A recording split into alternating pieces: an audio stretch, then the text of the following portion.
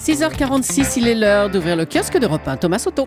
Vous nous reprochez souvent à nous les journalistes d'être grincheux, d'enfiler les mauvaises nouvelles, de voir systématiquement le verre à moitié vide. Alors ce matin, Julie, ne boudons pas notre plaisir et attaquons par la une de l'équipe. Oui. Que du bonheur, ce bonheur communicatif des handballeurs français qui prend beaucoup de place dans vos journaux.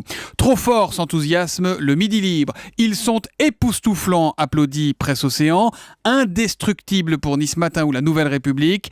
20 minutes salue une dynastie de champions et la palme c'est pour Metro News.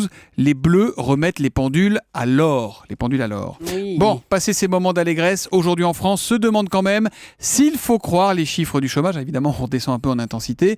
C'est ce soir à 18h que tomberont ces fameux chiffres pour décembre et que l'on saura si la courbe est inversée ou non. La Croix s'inquiète de la situation en Ukraine. Il y a urgence à dialoguer, écrit le quotidien chrétien. Quant au Figaro, il explique en une comment l'agence de notation Moody's met la France sous pression. Ah oui, forcément, c'est tout de suite moins fun. Oui, je vous invite surtout ce matin à jeter un œil sur ce titre que l'on trouve en bas à gauche de la une de Libération. Le très étrange recrutement de Thomas Le Drian. Le Drian, ça vous dit quelque chose, Julie ?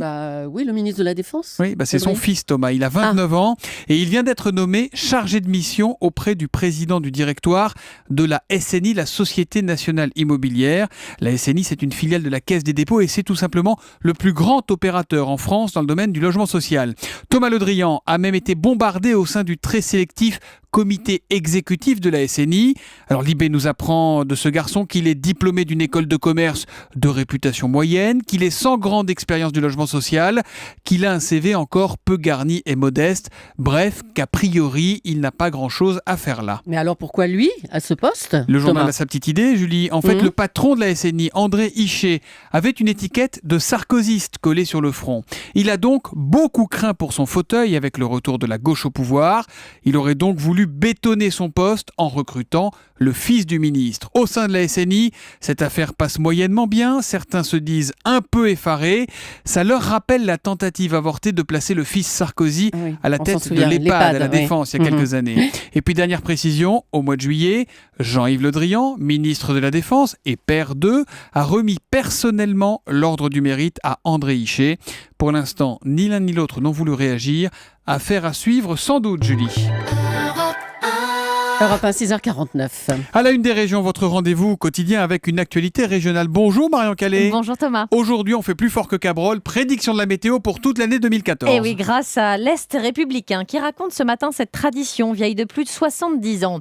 Chaque année, des météorologues amateurs se retrouvent tout près de l'ossuaire de Douaumont, dans la Meuse, pour ce qu'ils appellent la bataille des vents, tous les 25 janvier, donc jusqu'à 1h du matin, armés de lampes torches, d'une boussole et d'un bâton surplombé d'un fanion. Ceux qu'on pourrait prendre pour des hurluberlus, écrit le journal, surveillent en fait le sens du vent pour prédire les tendances de l'année. Et samedi dernier, figurez-vous que le vent est venu de l'Est. Ce sera donc, conclut l'un des passionnés dans l'Est républicain, une année sèche, avec des nuits fraîches. Vous allez me dire sèche pour l'instant. Avec le Var et le Sud-Ouest, on n'en a pas vraiment eu la preuve. Mais l'un de ces météorologues amateurs assure que cette bataille des vents est fiable à 70%, précisant même que l'année 2014 sera bonne pour les viticulteurs. Prédiction qui laisse tout de même une partie de l'assistance de marbre. L'article se termine d'ailleurs par cette phrase d'un curieux. Quand je vais raconter cette soirée à ma femme, elle ne va pas me croire. Il y a des gens qui sont bizarres quand même.